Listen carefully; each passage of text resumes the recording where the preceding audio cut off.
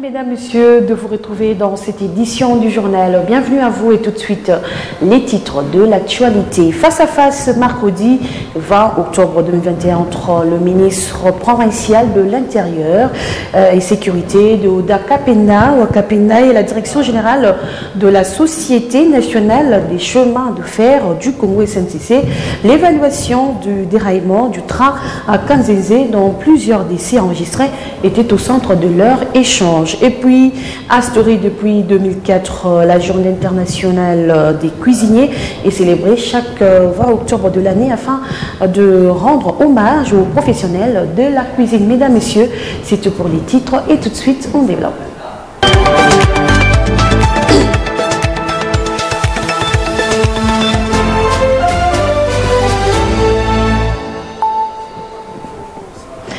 Bienvenue encore une fois et merci de votre fidélité. Face à face, c'est mercredi 20 octobre 2021 entre le ministre provincial de l'Intérieur et Sécurité de Oda Kapenda et la direction générale de la Société nationale de chemin de fer au Congo SNCC en sigle, l'évaluation du déraillement de train à Kanzenzé, dont plusieurs décès enregistrés étaient au centre de leur échange. Suivez.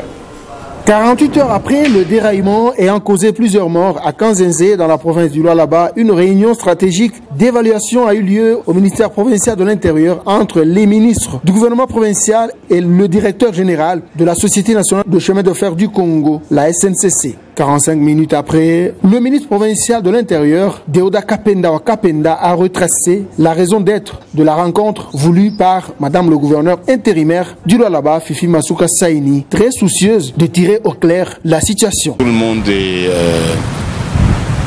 au courant que notre province a connu un accident de train. Il y a eu déraillement au niveau de la gare Kanzenzé. Et il se fait malheureusement qu'il y a eu mort d'homme et il y a des blessés. Voilà la réunion que nous avons tenue sur demande de l'autorité provinciale. Le patron de la SNCC, Fabien Moutombe, a, avant de consoler les familles éprouvées, sensibilisé la population à prendre soin d'elle-même et surtout se méfier des trains porteurs des marchandises. Nous disons il y a eu mort d'homme, ce sont des parents qui sont morts. Ce sont des mamans qui sont mortes. Nous voulons bien entendu profiter de cette occasion pour lancer un appel à nos compatriotes. Lorsque nous prenons un train marchandises, nous prenons beaucoup de risques. Nous prenons beaucoup de risques, nous mettons nos vies respectives en danger. Ensuite, c'était le tour du ministre intérimaire de transport Gilles Kaboui qui a mis à la disposition du public le bilan officiel qui fait état de 10 morts et 42 blessés, dont une partie est internée à l'hôpital général de référence Mwangeji et à Kanzenzé. Nous avons connu 10 décès présentement à Mwangeji et nous avons 42 blessés. Parmi les 42 blessés, il y a 15 qui sont présentement internés à Mwangeji et 6 à Kanzenzé. Voilà. Le directeur général de la SNCC est au Lualaba en vue de trouver les voies et moyens conjointement avec le gouvernement provincial pour l'assistance des victimes de cette catastrophe ferroviaire. Rappelons qu'un train marchandise avec passagers clandestins à bord avait connu un déraillement au niveau du village Kanzenzé dans le territoire de Muchacha. L'ouverture mardi 19 octobre 2021 des travaux des États généraux de la lutte contre la corruption en République démocratique du Congo.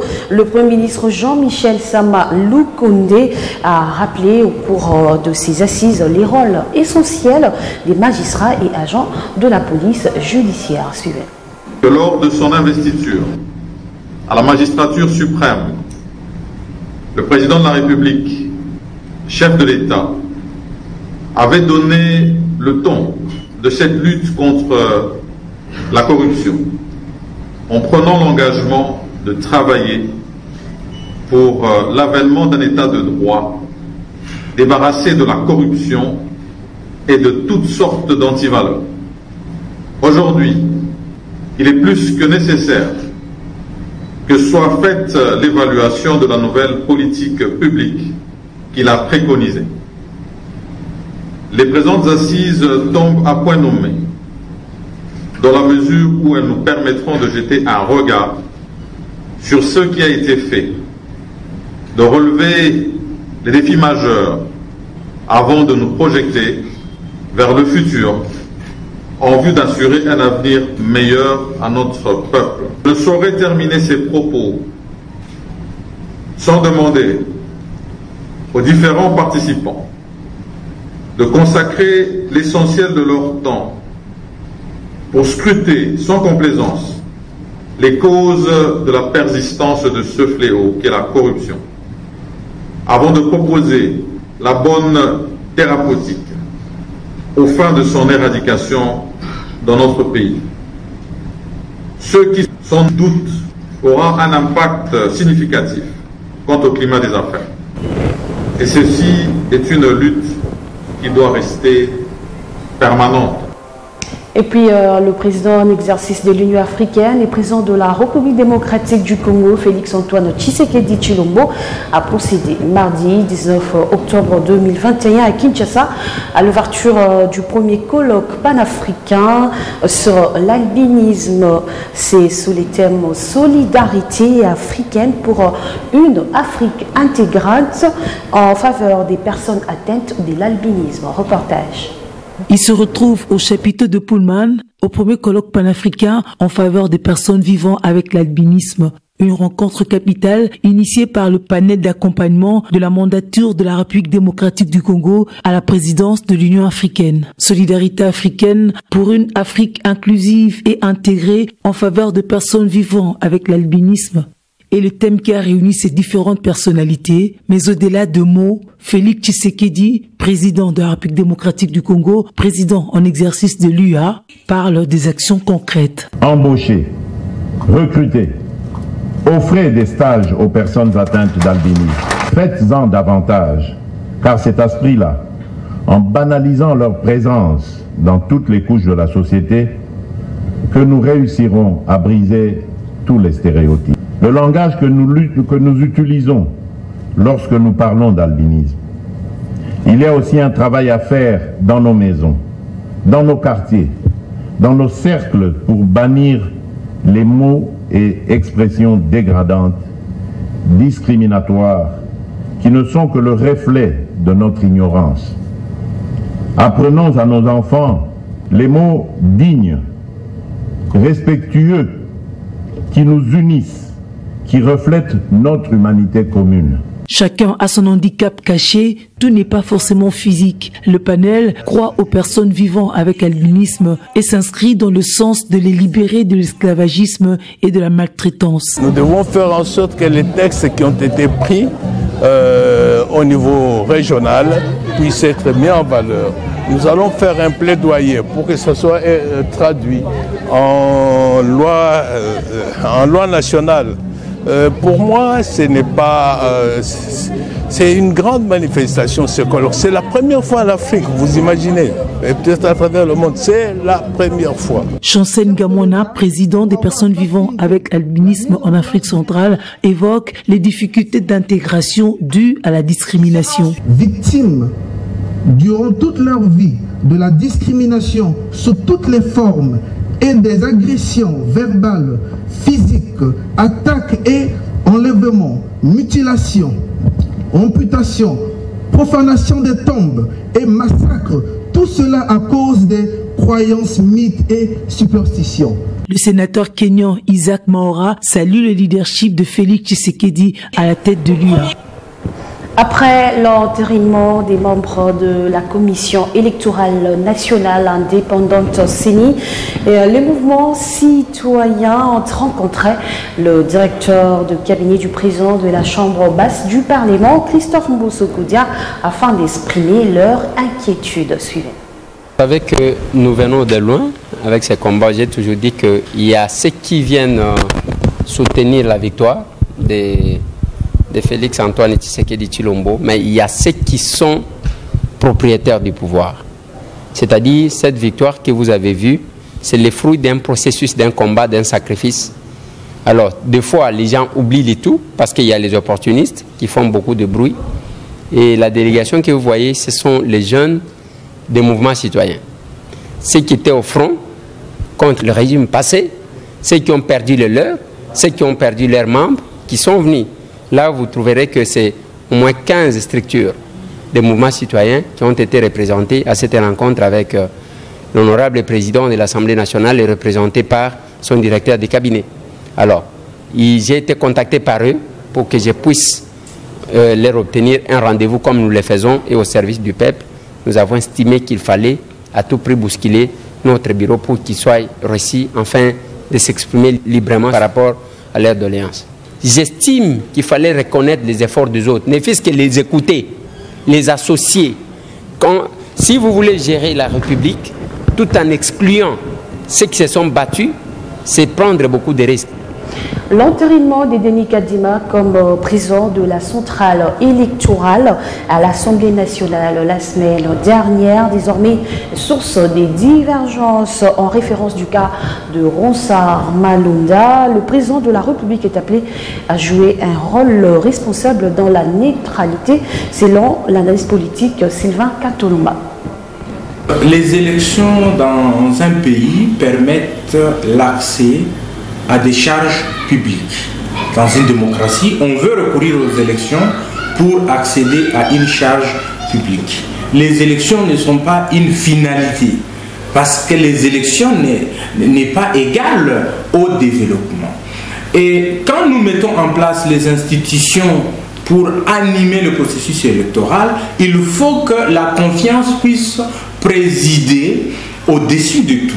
Mais aujourd'hui, nous sommes dans un cas de figure, c'est qu'il y a manque de confiance entre les acteurs. Et la CENI, étant institution arbitre, doit jouir de la confiance de toutes les parties. Mais nous avons vu que les membres qui ont été entérinés, et les autres pensent qu'on les a même enterrés, parce qu'il s'agit là d'un processus qui part de violation en violation. La loi organique portant organisation et fonctionnement de la CENI veut que les membres qui vont présider à la tête de la CENI soient désignés par les composantes. Et les composantes, ici nous avons la majorité, l'opposition, la société civile. Et le président doit venir de la société civile dans la branche confession religieuse. L'Assemblée nationale a pour mission d'entériner les choix des délégués par les composantes. Et l'Assemblée ne peut pas se substituer en institution qui impose des membres. Mais qu'est-ce qui s'est passé jusqu'à ce jour? Il n'y a pas eu consensus au niveau des confessions religieuses dans le choix de leurs délégués. Nous nous retrouvons dans une suite d'irrégularités. Et ici, c'est le président de la République qui voit sa responsabilité être mise à la lumière. Et donc, le président de la République doit rester cohérent avec sa position de départ. Le chef de l'État, en tant que garant du bon fonctionnement des institutions et représentant qui engage la République, c'est ici où son rôle de neutralité doit être convoqué. Les ministres provinciaux des infrastructures ad intérim, Paulin Kalaou Kapand, a effectué une visite d'inspection de travaux de réhabilitation de la voirie urbaine, notamment aux avenues Tchata, Montrondel, Prolongée et Katakakombe, motif de joie après cette descente. Reportage. Les travaux de réhabilitation des infrastructures dans la province du Lualaba se portent à merveille. Les ministres provinciaux des infras, Paulin Kalaou Kapand, a effectué une tournée d'inspection dans le chantier du pont Tchata et celui de l'avenue Katakokombe. Sur l'avenue Tchata, le pont est déjà remblayé et l'évolution est effective, rassure les superviseurs des travaux Mouska. On était d'abord en train de ramener de la caillasse pour stabiliser la base de toute la route. Et comme vous le voyez, vous nous avez trouvé ici aujourd'hui, nous sommes en train de maintenant d'asphalter la première partie qui a déjà, on avait déjà posé la latérite, on a fait la première couche. Maintenant on est en train d'accrocher la deuxième couche de la route. Faisons la bonne qualité. Nous avons notre équipe technique d'asphalte qui est en place, qui fournit un effort pour donner la bonne qualité. Les travaux dans tous les chantiers évoluent sans désemparer, affirment les patrons des infras en Provence, Paul Ankalaou Kapinde. Moi-même, je viens de quitter Tchata, viens de passer du côté Ungungandu. Les travaux continuent, nous encourageons l'entrepreneur pour continuer afin de nous livrer, n'est-ce pas, l'ouvrage comme convenu. Tous les chantiers, on est en train de travailler et nous voulons bien terminer ce qui était programmé. Et nous sommes en train de suivre de plus près. En fait, il y a des intoxications, vous comprenez, c'est normal. La population ou les autres, chacun a sa façon de juger et de voir les choses. Mais nous sommes en train de continuer pour atteindre notre objectif. Et la satisfaction est énorme pour les riverains qui voient du jour le jour, comme dans le désert, le chemin tracé.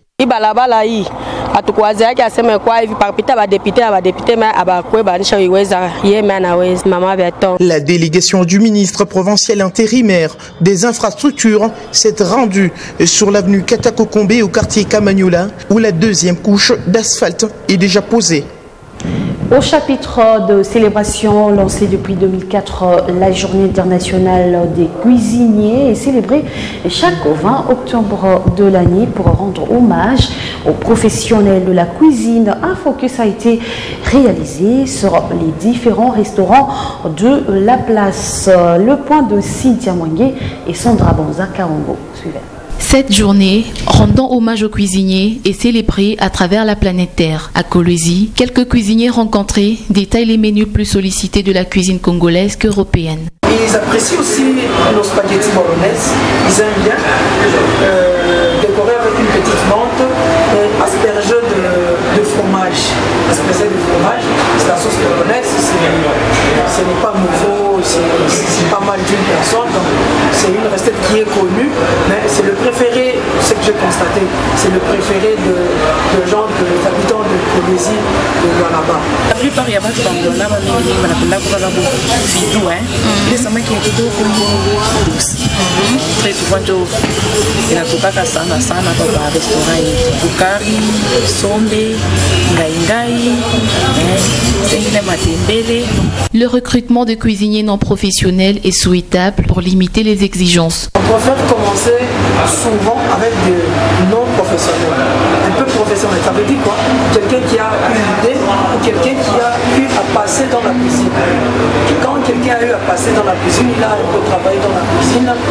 Là, on essaie un peu de rajouter certaines idées ou certaines petites sagesses afin que la personne soit aussi bien formée comme nous aussi. Pour attirer plus la clientèle, ils utilisent une grande variété d'aliments qu'ils obtiennent grâce à la diversité gastronomique qui existe dans le monde. Les grands chefs font de la cuisine leur propre monde pour lesquels ils sont heureux. Et voilà, c'est ainsi que s'achève cette édition du journal. Mesdames, Messieurs, merci à vous de l'avoir suivi. Je vous retrouve très prochainement avec le même réel plaisir pour vous informer. Au revoir.